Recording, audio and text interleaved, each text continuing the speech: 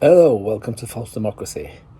Now, for this one, I am glad to report that in light of what's happened in the last 8 months or so, many more people are waking up. You know what I mean? They're beginning to realise that the government seems to be at the very least economic with the truth, inconsistent with their policies, and more than that, they've figured out that they are manipulating data in order to keep people in fear and make nonsensical decisions and restrictions which only seem to benefit the rich and penalise the common man. You know what I mean? It's okay to go fox hunting, but it's not okay to go to an outdoor football match. I mean, seriously. Now, whilst that's a great leap forward, it's imperative to understand that this so-called virus is only partially what it seems. And to be brutally honest, it's merely a distraction to cover up what's really going on. Now, first off, you have to come to terms that your government, as you once thought of, are no longer in charge. I feel that this is the most fundamental piece of information that people need to grasp. The government you once trusted has been corrupted and infiltrated and is controlled by the 1%. A handful of families over the centuries have created enough wealth and power to corrupt anyone that was in a position of authority and have them promote what the 1% want. They have total control over the global media, education system, judicial system, medicine, military, police, and of course politics.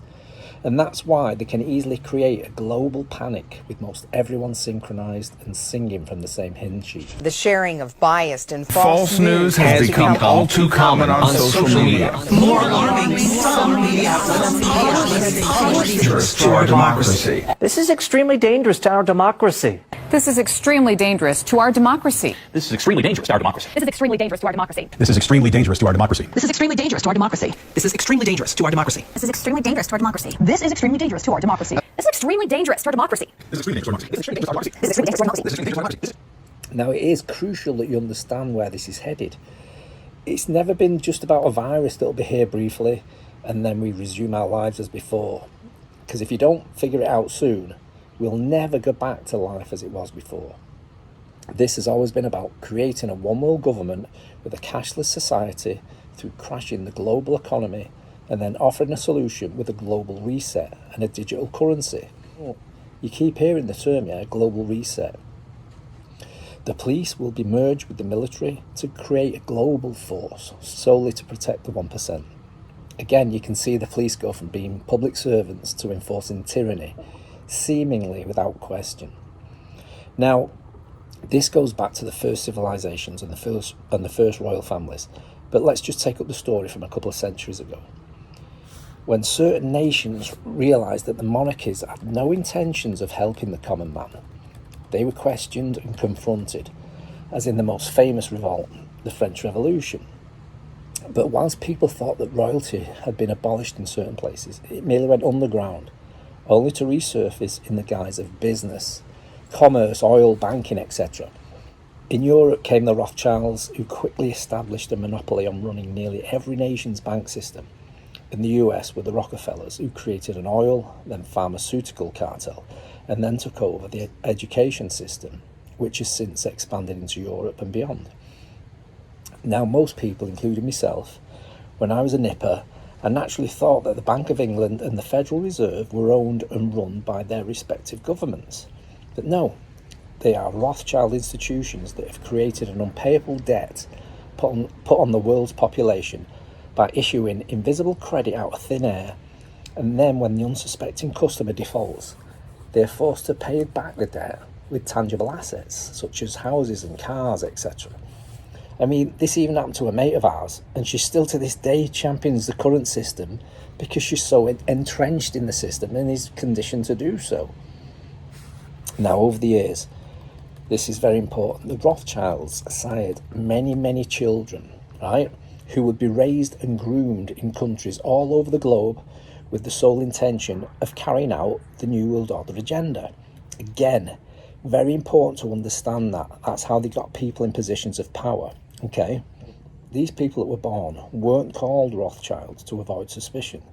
They went under names like Clinton, Macron, Andrews, Heath, Wilson. I mean, the list goes on and on, but the whole royal bloodline is related. I mean, I bet you didn't even know that our Queen is related to George Bush, Tom Hanks and Madonna. You know what I mean? I know it seems far-fetched, but again, it's easily researchable. Now, once they had enough people in positions of power in the government, you know, and other places like the CIA, MI5, Mossad, etc., you know, the UN was always, you know, Rockefeller run. They donated the building even in Manhattan. They then began creating false flag events like 9/11, the Bataclan bombing, Manchester Arena bombing, this pandemic, etc., so they could manipulate the course of the world and the fabric of society, knowing that their mainstream media, don't forget they own the media as well, they would only promote a narrative that they want pushing, yeah?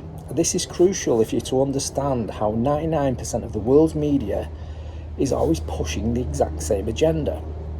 I mean, even before the Twin Towers fell, you could see outlets from all around the world saying Bin Laden, yeah? Again, it's crucial to figure that out, to understand that all these entities that you once trusted, they've all been infiltrated. Okay, now every time there is a war or a terror attack or a pandemic, they can instill restrictions that the people wouldn't normally tolerate during peacetime, yeah? Another thing that you have to understand. The Rothschilds have banks and therefore own 99.9% of the world's countries. Now, here's another thing you should know. Places like Cuba, North Korea, Iran, Belarus, even Sweden, didn't fall in line with the recent restrictions, yeah? You know why? Well, they either don't have a Rothschild bank, or if they do, they have someone in office with a pair of bollocks who refuse to sell out their own citizens. And that's the other pisser here, because it's your government reps like, you know, Boris Nonsense and Trump, or now Biden, wherever you live in the world, they've taken a massive bung, yeah? But this is where the pisser comes from. It's your tax dollars that's paid for that, yeah? Your pounds, your euros, your lira, wherever you are, you know what I mean? They've paid for this tyranny with your money. Now, one of the main obstacles to overcome when you're making people aware of this is they're reluctant to not just believe it, but even listen to it, because they've invested so much time, even money, you know, believing their government, believing the BBC and CNN, their favourite newspaper, whatever it is, and they'll resent being told that they've been, you know, hoodwinked essentially. And so they'll do anything not to believe sources from outside their comfort zone. But this is it. This is the last paragraph. Believe you me, and this isn't me trying to be dramatic. This is one of the most significant moments in the history of the world. It's up there with the extinction of the dinosaurs, the collapse of the Roman Empire, World War I, II, and 9/11 combined. If not enough people realise that this latest false flag event was completely organised, well, 2020 will be remembered in the history books as the year that they established the New World Order. And more importantly, the year in which you accepted it. Now, let me ask you this. Which side of history do you want to be on?